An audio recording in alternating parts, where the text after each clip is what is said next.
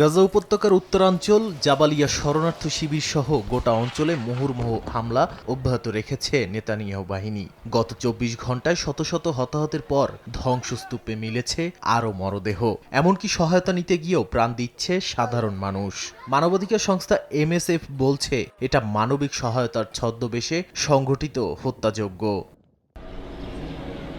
স্বাস্থ্য কর্মকর্তারা বলছেন শিশুরাও রেহাই পাচ্ছে না। ইন্দোনেশিয়ান হাসপাতাল ঘিরে রেখেছে ইসরায়েলি বাহিনী। চিকিৎসক ও রোগীদের দেয়া হয়েছে জীবন বাঁচানোর সময়সীমা। ইসরায়েল গাজা থেকে মানুষের স্বেচ্ছা প্রস্থান নিশ্চিত করার নামে চালাচ্ছে বাস্তুচ্যুতির পরিকল্পনা। ব্রিটিশ দাতব্য সংস্থা MAP বলছে গাজায় চলছে পদ্ধতিগত অনাহার আর সামরিকীকৃত সহায়তা ব্যবস্থা। রক্তদানে অপারগ হয়ে পড়ছে মানুষ। হাসপাতালে খাবার পানি কিছুই নেই।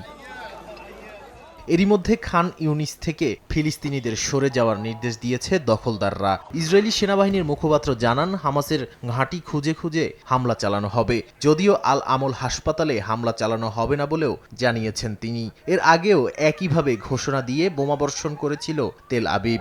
গ্লিটারের টুইন লেমন ও অ্যান্টিব্যাকটেরিয়াল ফর্মুলা বাসনকে চকচকে জীবাণুমুক্ত করে আমাদের দেয় গ্লিটার গ্যারান্টি।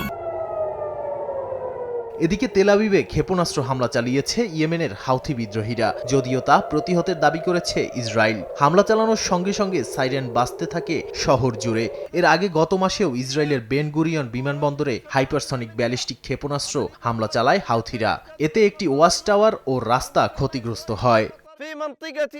নাদিম মারজান, সময় সংবাদ।